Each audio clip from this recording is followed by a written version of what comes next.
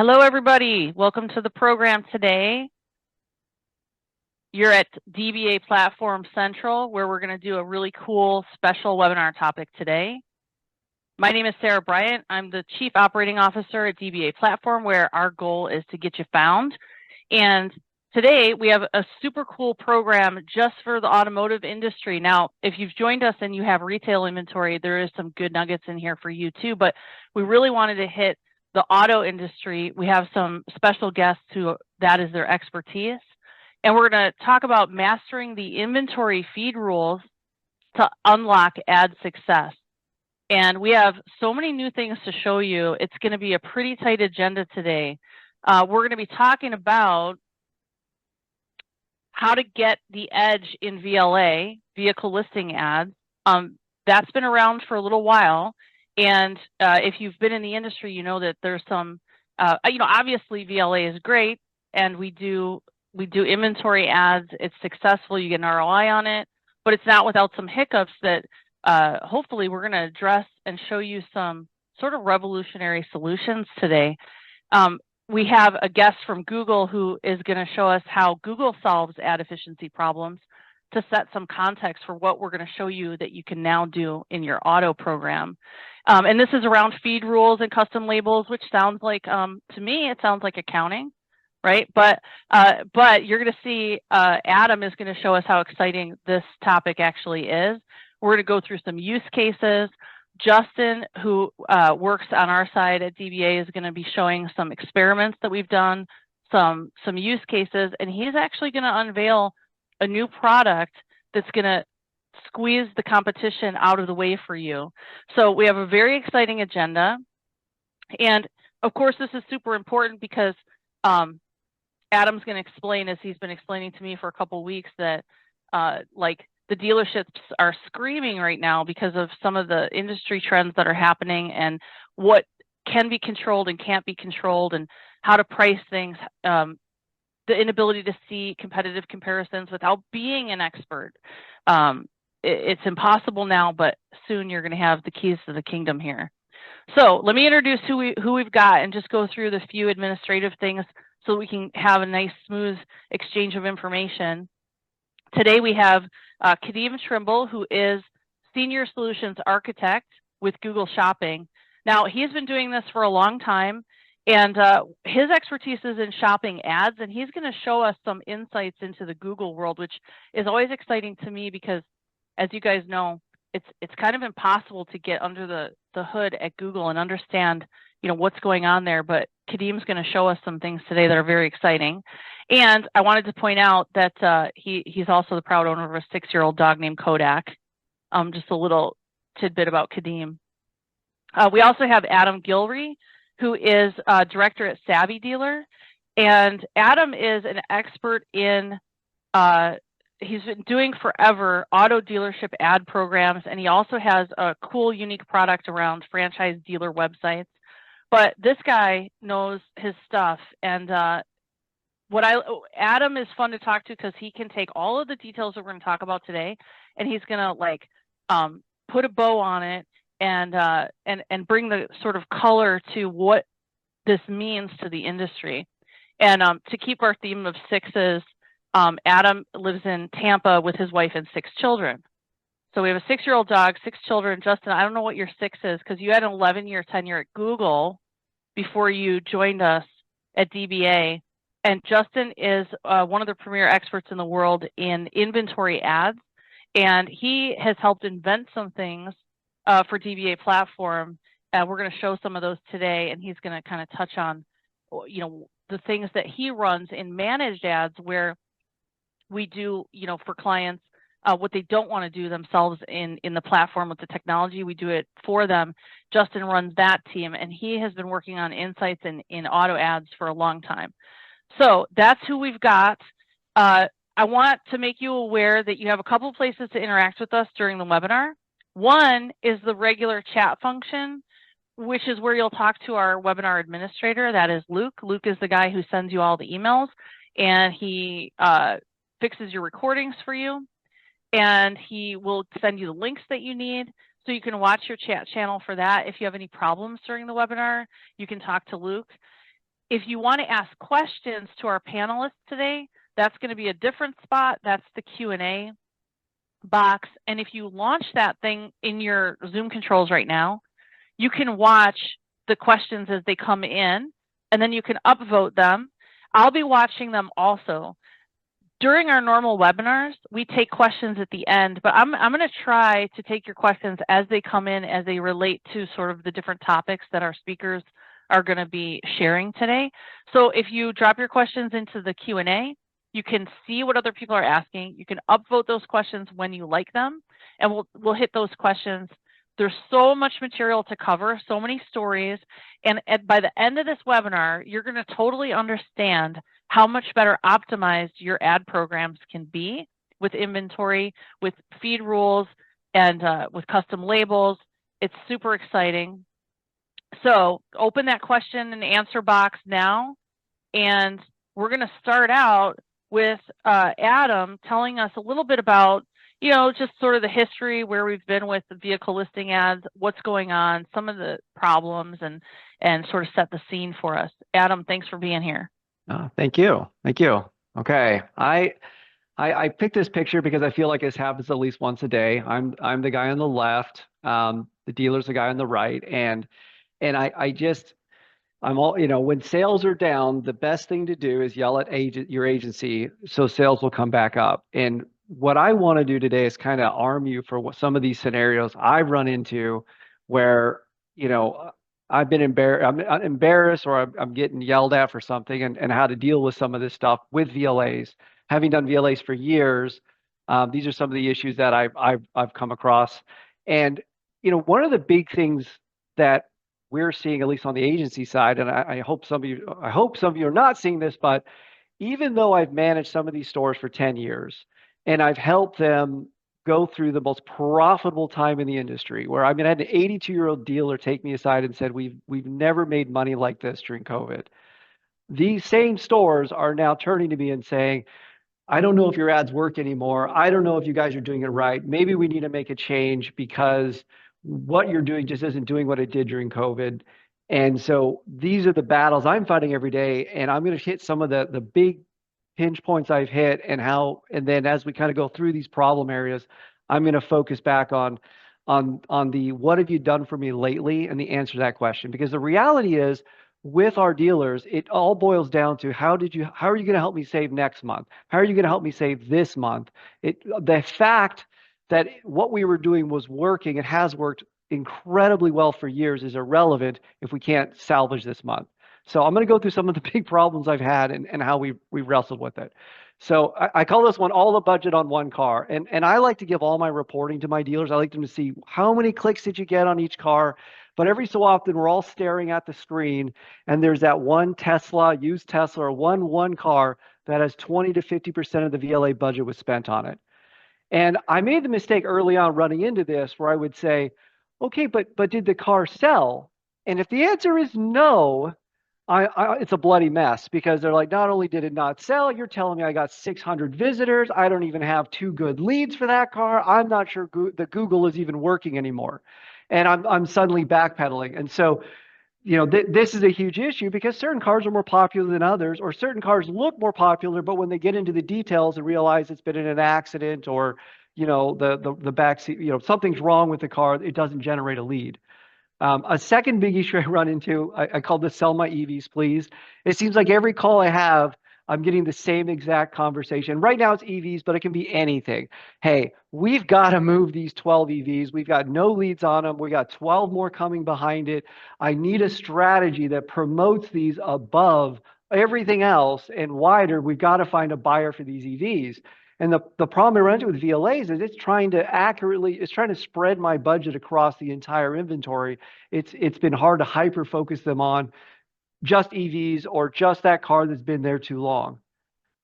This one is kind of a mix, but I love this dealer. They come to me and they say, I want to advertise in the neighboring 2 states. I want to have a 3-state boundary for my ads. I want to be the big dog. Also, I'm willing to spend $2,000 a month to do it. And you sit there and go, well, hold on a minute. I can't even advertise the 20 miles around your store with $2,000. And they go, I don't care, just widen the market. And so rather than just arguing, telling them it can't be done and having to go hire someone who says, oh yeah, sure, no problem, yeah, just give me your money. We've worked on strategies that we can do this, where we can actually protect the home territory, which matters to them. They can't lose that, and still go after competitively the other spaces. Let me just. The other one I love, this is a home favorite, is you come, especially with new clients, is okay, we're glad you're here. I want you to sell my cars, but I want you to hyper focus on my old inventory. I want to make sure, I want to see that shopping ads work because you are going to help sell all these cars have been sitting here for 6 months. So this is a trap because most of the time, these old cars have already had traffic. They've had people come in, see how expensive they are, and then leave. And so what I've always do now, and this everyone should do this, is that's great. Yeah, let's move these old cars. When was the last time you lowered the price? When was the last time we did a price cut? Because I don't believe that nobody knows you have these cars, especially if we've already been running them in VLAs. I need to see that you'll meet me halfway here, because most of the time an old piece of inventory is still sitting there that is its price. Maybe it was the wrong color, maybe there's too many in the market. You can't fix those things, but you can lower the price. And so, just as a quick tip, always push back. If I'm going to do this, we got to come up with some other incentive for this old inventory to move. And this is also one of my favorites. I really believed when it came to working with large groups, 7-store groups, 3-store groups, like it was going to be amazing. Because here I've got an organized dealership group where the Toyota guy's looking out for the Nissan guy's looking out for the Ford guy. Somebody comes in and says, I'm going to buy either a Toyota truck or a Ford truck. We get 2 salesmen together. We just help solve the customer's problem. That is not how I've never found that group. What I find is 7 dealers who are all vying to be the Toyota dealer general manager, and they're going to slit each other's throats to get there. And the last thing any of them want to do is advertise for their competitors or lose a sale to a competing store that is also part of the group. Now, the dealer who's like, we're all together, we're a group, we love each other, they all thumbs up until he leaves the room. He goes, okay, how do I bury Nissan? How do I get them dead? And so usually the owner wants, and I believe in this, all of the Google business profile to have all of the inventory. But they don't want to advertise each other's stores in that feed. And that's been one of the headaches I've had, is how do I fix this so that my budget's being spent on the store I'm representing or the stores I'm representing? So these are kind of the big problems I've run into that we found answers to that have changed the game and given me the answer of what have we done for you lately that we'll go into further. So Sarah, I'll turn Well, to you. I think the main point there is that you're driving home is that there's a lot of pain, because if you're running these ad campaigns for the dealership, there's a lot of people, when things are good and cars are moving, you're doing brilliantly. And when they aren't, then you get looked at and everybody says, what's wrong? What's wrong with Google? What's wrong with you? Right? What's wrong with us? What's wrong? And you can't answer those questions. That's the problem. I mean, is it a question of seasonality? So you're always like trying to convince people it's actually going okay, right? I'm still doing the same things I've always done to optimize these campaigns. I'm still using best practices, but there's seasonality. There's weird car issues because of individual cars and prices.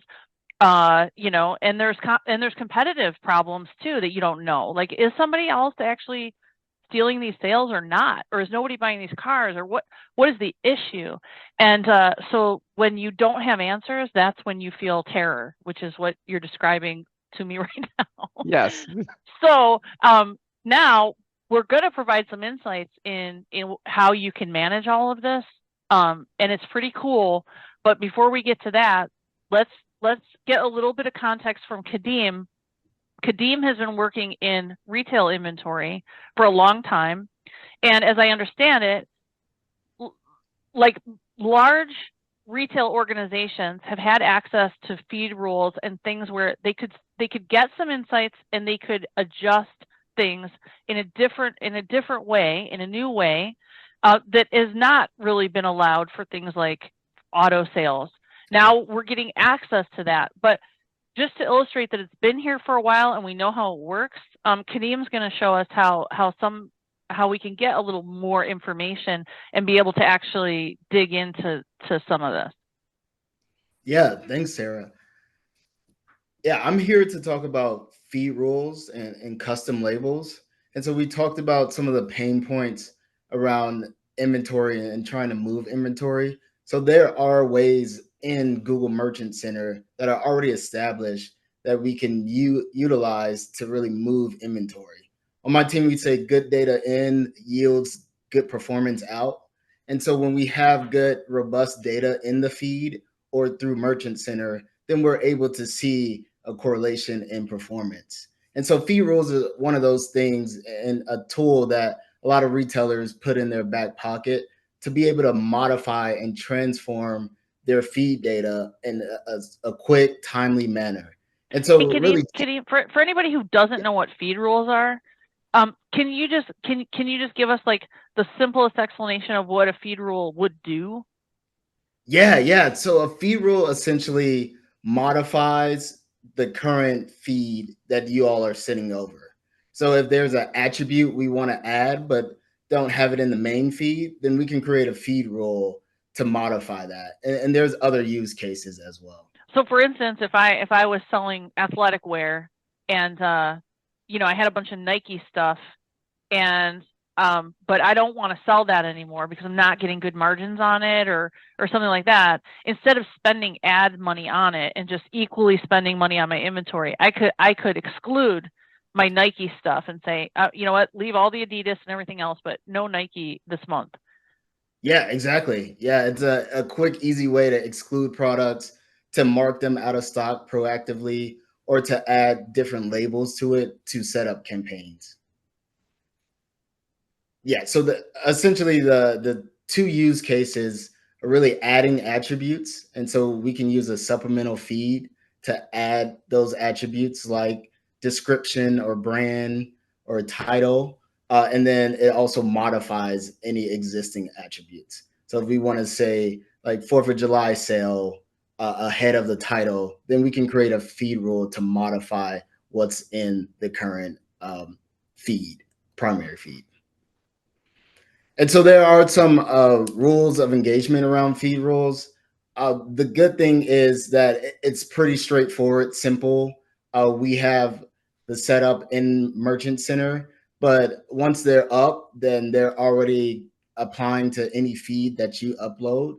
And so anytime a feed rule is established, it's consistently and automatically applied to that feed. So you don't have to keep creating the feeds. Say if you want a new campaign that you need to spin up tomorrow, you can go in, create a supplemental feed, and then have the team create a feed rule to apply that to the larger feed. There are some things to watch out for in terms of the complexity. Feed rules are simple data transformations. And so we want those quick, easy modifications, as well as setting up a feed rule incorrectly could yield discrepancies between what's on the landing page as well as what's in the main feed. So we want to make sure these feed rules are set up correctly. They're modifying what we intend for it to modify, and knowing that there are some latencies with larger feeds. But we'll go into more of what that actually looks like. So as mentioned, feed rules can map to the larger PLA or VLA feeds. Mapping in terms of connecting an attribute or using or modifying an attribute, creating a new value. So say if you have a attribute that's missing from your larger feed, a feed rule can replace that attribute.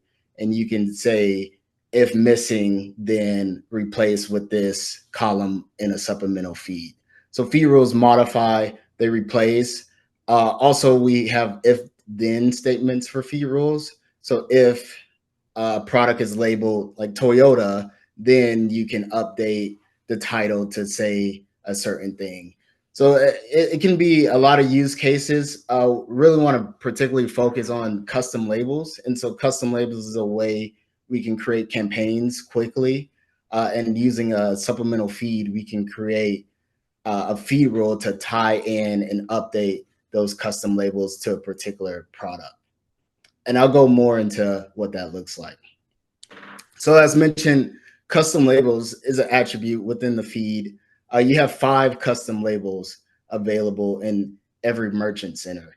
And so those can be whatever you define those custom labels are and however you want to structure your campaigns. And I know we'll talk about more of that lately or later in the webinar, but we can create feed rules to update each custom label based off how you define those custom labels.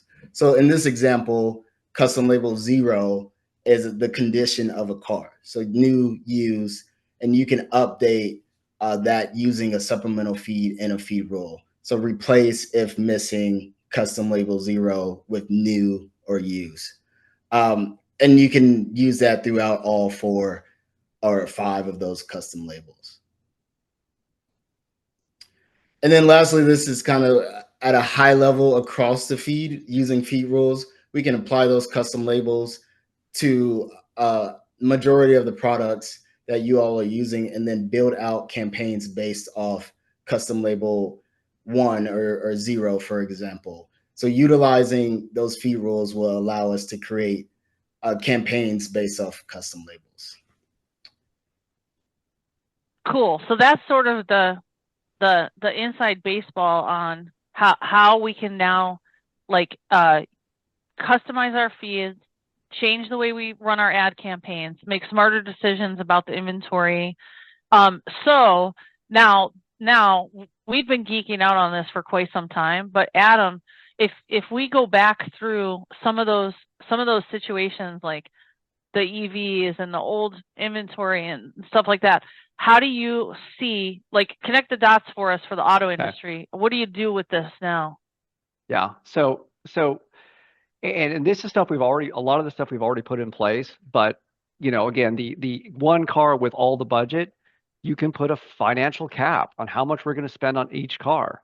The danger you do run into, and just the caution on this is, if you put a vehicle spend limit on every piece of inventory and this dealership is not price competitive, you can run into a situation where none of their cars are running because they've all exceeded the spend limit and they're all still there. So as long as you're watching that, you can keep from finding out that 20% of our budget was blown on a Tesla. And I coach people all the time.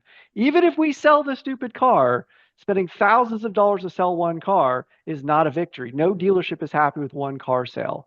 On the Sell My EV Please, because nobody is searching for these EVs, you can run shopping ads sometimes statewide. So and again, you can duplicate the account, you can filter out every vehicle but the EV and run it in its own campaign targeting a massive area. Because one of the beautiful things about VLAs is it's looking for people looking for the EVs. So it's going to find both of those people statewide that are looking for the EV, and we're going to advertise to it. I will, again, back on the cautionary stuff, I did tell my dealer after we ran it for a few weeks that he's like, man, we're the cheapest of this car and we're still not selling. And I said, but is anybody selling it? Maybe we need to be cheaper. But regardless, I did my job. I carpet bombed the entire state. Anyone even thinking about this car saw that we were doing it. We had a giant "we deliver" on the car because we would happily driven it to Alaska and dropped it off for them. I don't care. Let's just move it. And again, I'm picking on EVs because it's fun, but it can be any car that just isn't moving, doesn't have the demand we were all hoping it would have. The advertising in 3 states, and this one, there's a lot happening with this, but generally speaking, you're building out 2 separate campaigns. You've got the home market, which is getting the majority of the budget, so $1,800 in a $2,000 example, and then you're putting the last $200 on the other 2 states they want to target. So you can report back that, yes, we did your crazy idea and we're in 2 states. Shockingly, we have almost no market share, but you'll show up 100 miles from here sometimes. And maybe you will pick up that low-hanging fruit. Yeah, yes, and maybe that'll be the guy that needs to buy the EV. And they roll in and we sell the car from an hour away and he's happy and he's not destroying. I mean, I had a dealer where I pulled all of their zip codes for sales, and they literally, in their circle, they sold everything on the right side of their circle and had one sale on the left side of their circle. I mean, it was a disaster. And I said, oh my goodness, this is why we're struggling. I can't cover both markets, and I'm spending more than half the budget in one half of the circle that's selling no cars. We're shifting everything to the right side of the circle. And after he finished explaining to me, he says, but there's just rich people on that left side. I think we should do something there. And I just kind of nodded my head and gave him the $200 budget for the left side. And his sales improved and he's happy again.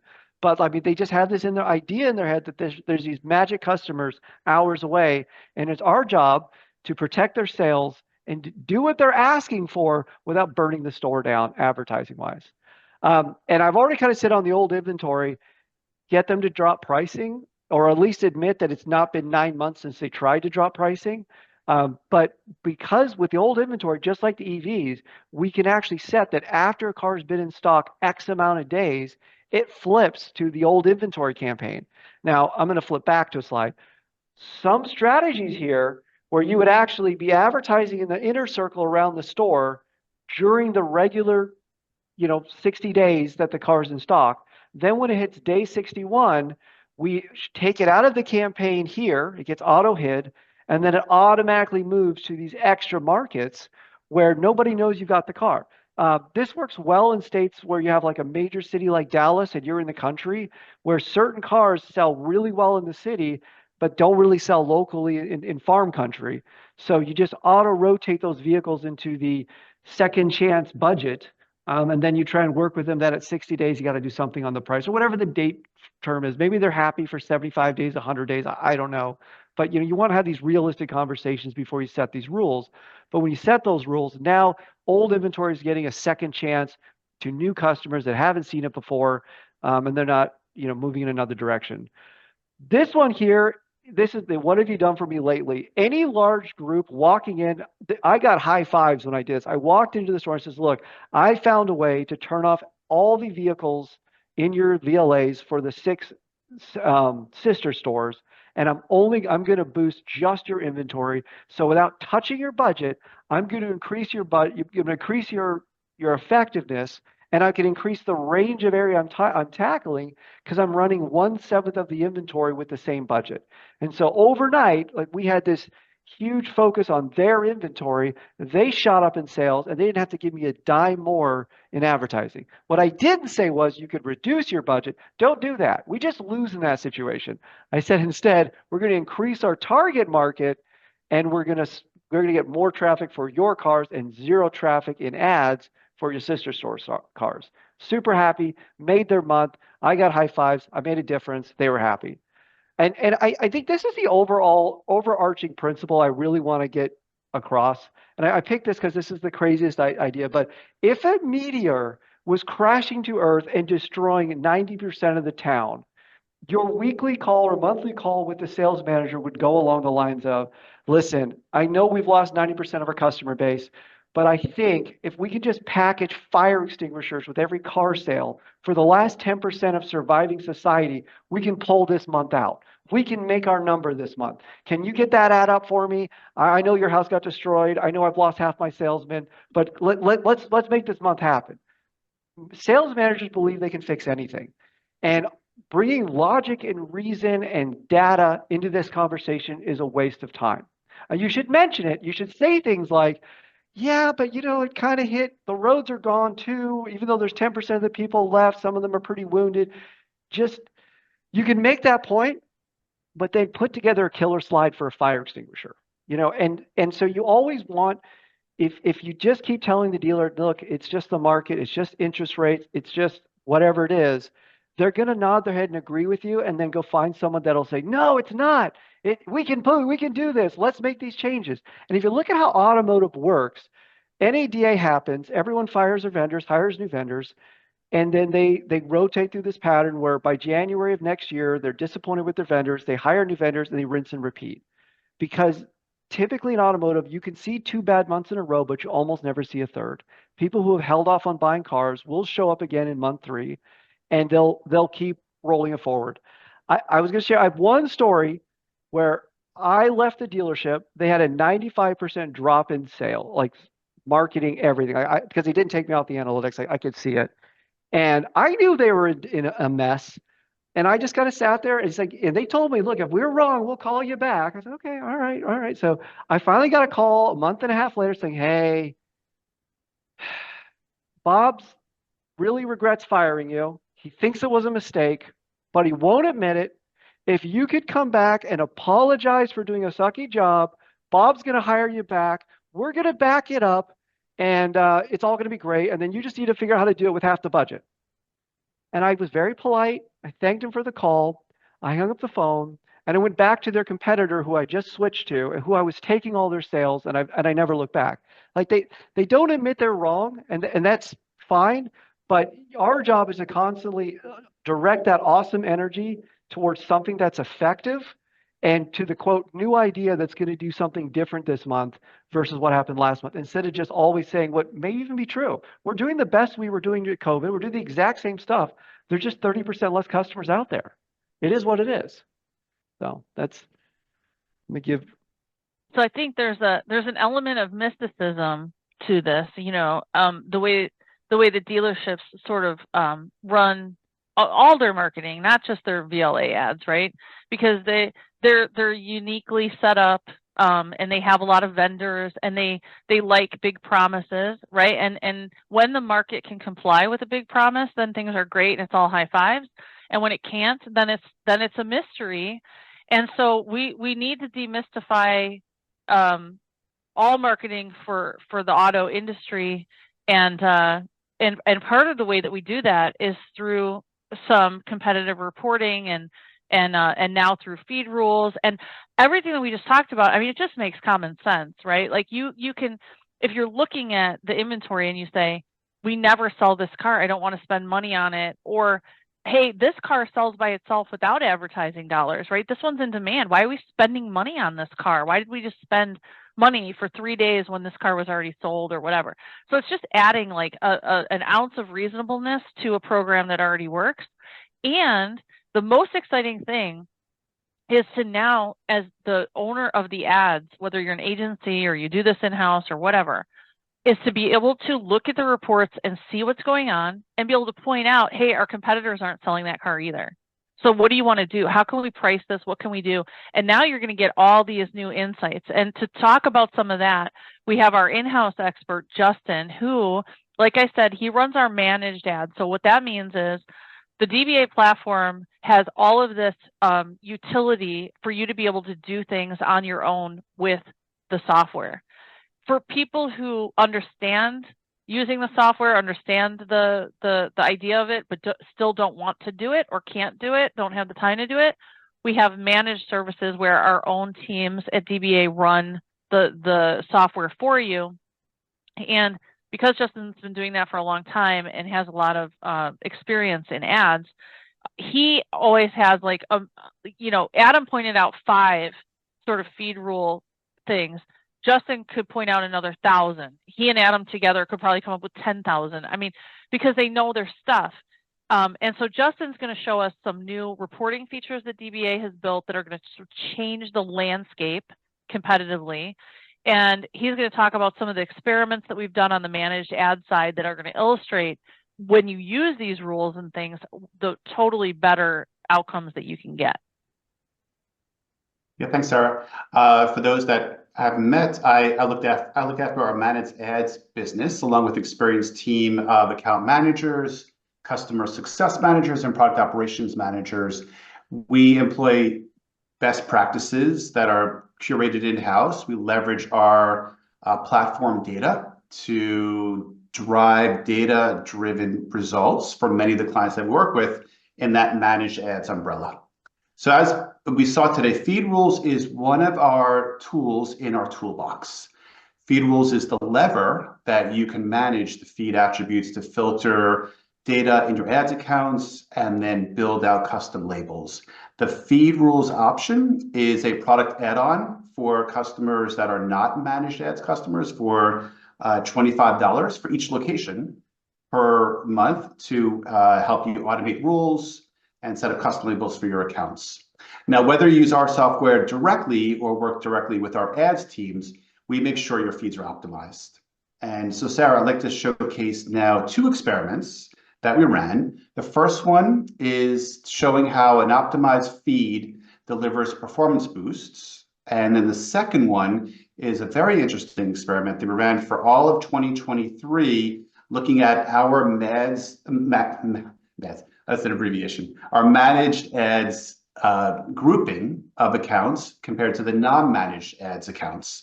And so truly, how different can these results be with the work we do compared to other teams? So in the first example,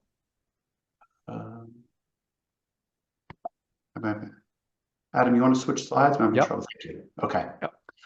Here you can see that a very common situation in the automotive industry is having an image on a VDP that is just glittered with text. And these are all red flags to Google. This is a product, this is a vehicle that would be disapproved at the start because of these image overlays. Oh, I remember this when VLAs first came out, right? And all the dealerships have their way of doing their photos with, you know, all of the awesome like popping out stuff. And then Google said, yeah, you can't do that. And then so everybody's running their feeds, right? But like a bunch of it's being disallowed. And those were DBA dark days, right? Because we were just sitting there trying to like hand scrub image overlays out of photos and things like that. Right. Just to illustrate how crazy this whole thing is, because it sounds so easy, like, oh yeah, just put up your inventory. Okay, not. Right. And it's also not easy to switch images because we would ask dealers to swap out the image, because the second image usually is the one that doesn't have overlays. And that was a very hard task. So we took that challenge in-house and we said, we're going to find a solution to fix these image overlays. And what we did is remove the content that was preventing this vehicle and thousands of others from showing on VLAs. We unlocked a 20% increase in conversions for our clients who had issues like this, who were not able to solve it. There was a 32% increase in conversion rate and a 14% increase in traffic to the sites. So really substantial here. As a side note too, you can see here that we kept the background, but we learned that Google actually prefers no background. They like to have an image of a vehicle that's basically floating. So an all white background performs the best, truly with whether it's retail products or vehicles as well. And so these are now the automations that are just in DBA platform that you can use when you use the software. So there's lots of things like this that have been incorporated over time to make scale and automation work for you so that you don't have to mess around with this and lose money on ads and look at those results, you know, by being able to just put your inventory up, not have it disallowed. This is an easy result. Correct. And so for the second result, what we're going to do is set the stage here now. And knowing that so many agencies and locations put their trust in us, and with so much information flowing through our platform, we're able to aggregate our ads data, find the larger trends, and act upon this knowledge to make data-driven decisions on behalf of our managed ads clients. So our 2023 meta-analysis, in which we looked at those managed ads locations compared to non-managed locations, solely within the automotive vertical, we wanted to see how widely different the results could be. We had a hunch our team could perform better given the insights that we have and our best practices and our experience with Google Ads and reporting that we use, but the results really that we're about to unveil kind of surprised us as well. What we saw was that when we looked apples to apples to the accounts that we managed versus accounts that were managed by others that were not taking advantage of the insights we have, we drove an 80% decrease in cost per acquisition, a triple-digit growth in return on ad spend, and a 28% increase in conversion rates. This is full year data 2023, and we offer this option to anybody who's here, anybody who is currently a non-managed client and they could upgrade to managed ads. Justin, why do you think? I know you're an expert and Yeah. there's a million little things that you do every day and that you teach the team, and you know what I Yeah. mean? You could write the book on how to do this. Right. But like, why is it so much better when you're doing it? I'd say a lot of it comes down to experience, being around this for many years, knowing what we're doing. We have connections with Google. We meet with Google regularly. We're able to resolve issues. We know how to fix problems when they crop up. We have integrations directly with Google and others, and we get data in real time that builds out automations to make changes and decisions for us. And of course, we use speed rules, and we have a library of best practices. We did another study where we looked at, in addition to what we see here in this cohort, we analyzed every single headline that ran, and we pulled out the keywords that drove better click-through rates, and then started applying those specific words within headlines. And also we know, just to get better performance, we know that there's a certain type of image that we use in Performance Max or responsive display ads that gets more interest, gets more clicks too. So there are a lot of variables that we bring in on the ad side. And then also what I like to say, I've said for years, the feed is the foundation. And as Kadeem mentioned too, when you are providing high quality data in, you're going to get high quality data out. When we meet with clients, we also start from scratch and we talk about KPIs. What is your goal? What do you want to achieve? And then we align the team to make sure we're achieving that. And also, if the KPIs are a little bit off of what we're used to hearing, we educate as well. And we say, this is what you should be focusing on. This is the value you should be putting behind the conversions to drive that result. And working at Google for almost 12 years, I understand how the algorithm functions too, and how we're able to set up campaigns to perform at their peak. Cool. And you developed a bunch of reporting that made sort of light work for you compared to what people would have to put together on the outside, right? To get all these insights. Yes. So today we're announcing the launch of a suite of new auto reports to give locations a competitive edge. These reports were built based on feedback that we took from customers and echo the themes that Adam discussed earlier. The purpose of these reports is providing deeper insights into your inventory, allowing you to make data-driven decisions in real time using our suite of automations that we built and that are available to our managed ads clients. So we have a bunch of reports. The first one here is looking at the VIN velocity lowest spenders. This report shows VIN level insights by make, model, and trim at a dealership group level. It allows you to move inventory faster and allows you to efficiently reallocate spend at a portfolio level. So in this example here, if a vehicle is sitting on a lot more than a few days with no or very little spend, it's an indication there's a feed problem. And this will make a great candidate to writing a feed rule to get more budget allocated to bring it into more of a focus and get more attention within the auction. And so conversely, the VIN velocity highest spenders report shows investment by make, model, and trim. And if a vehicle is spending more than an average, it might be priced incorrectly, like Adam has touted many times today.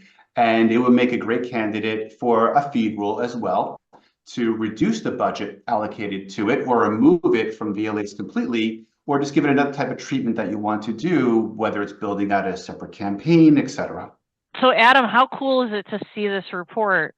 It's super powerful because I feel, and again, talking from the agency side, we're always, I mean, and again, I got yelled at last week. Why hasn't this green Hyundai sold? It's, no one even knows we have it. And I had my guys scrambling through data to assemble that over 400 people have seen it. It is the same price as a new one and it's green. But by the time I had all the ammunition to fire back on what was really going on with the vehicle, we had moved on to the next part of the conversation. So I got to vent with my guys after the call, but I was kind of caught flat-footed going, hang on, what's the stock number? What's the VIN? Let me pull up analytics. Let me see, where they can look in at times these other tools that vAuto has or so, and it'll show them what kind of traffic got on Auto Trader or these other areas. So it's necessary. I won't go long. Pricing's everything right now. We're in a massive shift in the industry where we're going from the greatest time in the history of automotive, hopefully just back to normal, but it could go even lower. And it is not an easy thing for dealers to wrap their mind around, that they're going from lining customers up and trying to decide who gets to have the car that's finally coming off the truck, who they're going to sell it to for how much over MSRP, to you're going to lose money on the car, but hopefully they've got a trade and hopefully the service business makes up for the loss you're about to take. But this is the world, and the data will knowing where all the used cars stand is really tough in order to have these tough conversations that need to happen. So, That's great. yeah. Thank you. The next report, this is one of my favorites. And if you're familiar with Merchant Center, there are insights there that are really kind of catered for retailers. And we use that as inspiration to build out this report. And the used market report showcases the dealer group's performance data. So you can see at a group level how all your vehicles are performing based on each market. In this box blow up we see here, you could see that we list VIN level data and then also the current price of that vehicle for sale. The second from the right column, the average sold price, we are using our data to inform you of the average sold price for that exact vehicle trim. And then the last column on the right is the price difference. So this is showing you, are you priced too high? Are you priced too low? That decision then helps you reallocate budgets for those specific VINs that may be sitting on the lot too long. It also indicates best sellers and what's hot, what's moving. And then also looking at the ad days live in the middle of the chart, the table, and then the average days on lot. So basically the logic here, if the number of days live, meaning the number of days in the feed, is greater than the number of days on the lot, then the price is probably too high. So we can apply treatment for that too, automate it, and do whatever you want to in the feed. In the campaigns. So really cool, powerful insights here. Well, and I just want to. Yeah. I've been asking for this stupid report for so many years because again, with new, and when I say when the dealers tell me, look, we're the most competitively priced in town, I can go to all 4 or 5 of their competitors and say, okay, well, there's their MSRP price, their $3,000 discount plus the same incentives you're showing. And I can run through like 5 or 6 lines and prove to them. And then they always say, yeah, well, they're not honest when the customer gets there. And I have to then say, oh, great. And how many of those customers who realize they're not honest ever leave and come buy from you? 0. So you can argue that they shouldn't be so cheap or, but that's new where I have an MSRP as kind of a starting point. On used, what is the price drop in a Mitsubishi Outlander that's got 20,000 more miles with that trim package and that color? I don't know. Like, I could try going to one of the third-party listing sites and try and like top to bottom sort, but I'm 4 hours into that, and then they've got some excuse, yes, but it doesn't have the chrome wheels that this one has. Where this at least can start getting the, this is data, it's already calculated. Here's what this car's selling at. You're $7,000 high. I would not buy from my mother if it was $7,000 higher. Why would a customer do it? Oh, sorry. It's amazing when you get the insights in one place so that you can do your job, right? We're demystifying everything. And it's like, the answers are all here. The answers are here. It's priced too high. It's, something has happened with that maker model. I mean, so now if you're running these campaigns, you have the ability to say, here's exactly what's happening. Here's what other people are doing. Here's what we're doing. Here's why it's working. Here's why it isn't working. Oh, guess what? Nobody's buying that car. Nobody's buying that car. Okay, that now we know that. Now we can do something else. So like just the ability to demystify all of this and not be held accountable to these ad programs, which if you've done it, you know, it's like things are working. You're like, oh, great. And people come to you and they do give you high fives. And they're like, oh my God, everything's great. And you're like, I did nothing different though. So when it turns the other way, you know what I mean? I'm going to get blamed for that. If you think it's my fault that it's good, you're going to think it's my fault when it goes bad. And we need to be able to illustrate why things are happening.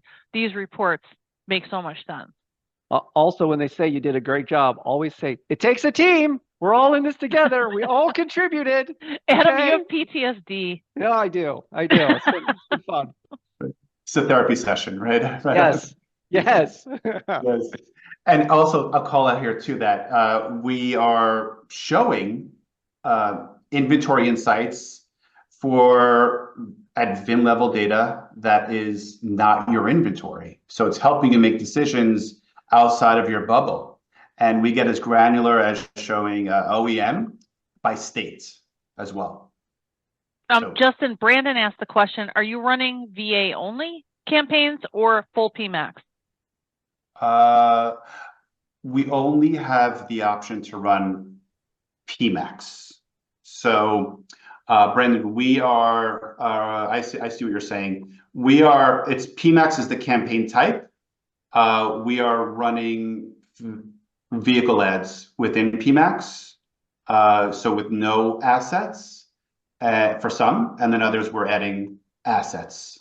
So in the stripped down version, you're just appearing on shopping ads, but also display. Google will automatically create those assets, and also video. They do the rotating cube with the images from the feed. Okay, great. Okay, and a few more reports we'll go through. This one is showing the ad spend pacing, typical budget pacing report. The difference that we're going to offer is that we are, bringing out, identifying which accounts are spending more or less, but also notifying you of those alerts. And then we will roll out with a click of a button how to fix it. So with all of these reports, it's not only it's just insights, we're going to give actionable recommendations. To make it easy, it's going to be really a click of a button where it's going to be our recommendation and you say yes or no, you press a button and it's implemented for you automatically. Just real quick, I've never had a dealer upset that I overspent $10,000, but if that day ever comes that they get mad about me overspending their budget, this is very helpful. Right. Exactly. Yes. Okay. I think, Adam, I lost. Cue the next slide for me, Adam. Yep, gotcha. Okay. And then the Merchant Center Destination Report. This at a VIN level again, it shows you, it aggregates all of the issues with any vehicles and the issue detail column, and also tells you how to fix it as well. So it tracks inventory approvals and disapprovals. And the last report, and Malcolm, I'll get to your question in a sec. I see that pop up. I want to answer that. This report, the vehicle feed status report, the goal here is to have 0% rejected for any feed. And this, similar to what we just saw, it has a rejection column that shows the unique VINs with that rejection issue. We'll generate a file so you could download and see all the issues you're having. And knowing that any rejected vehicles that are disapproved have no spend against that. So we want to make sure that feed quality is, feed hygiene is a priority. So we'll do everything we can to surface any issues with those feeds. And Sarah, I'm about to pass it to you to summarize everything we saw. I want to just quickly answer Malcolm's question. And his question is, do you see performance differences utilizing targeting signals or search themes? And the answer is yes. I don't know top of my head the percentage wise, but search themes are new, fairly new to Performance Max. It allows you, knowing that Performance Max campaigns, you do not, they're keyword list based. You do not put keywords into Performance Max. Instead, you add up to 25 search themes, and Google uses that as a signal to ensure your ads show against those queries. And that definitely adds relevancy. Out of the gate, we add those search themes to new campaigns to ensure that it starts running at a high performance, and Google, it speeds up the learning process. Normally this is about 2 weeks, two business weeks, 14 days or so, when Google ramps up and understands the point of a campaign. This helps speed up the process. And additional targeting signals like audiences, we always use as well, because if you have an asset group that is the messaging is about SUVs, we want to make sure that we are putting, and new SUVs that there is an audience theme or an audience target just for new SUVs. So yeah, we definitely do that. All right, let me sum up really quick. You saw a lot of exciting things today. Feed rules is an absolute must.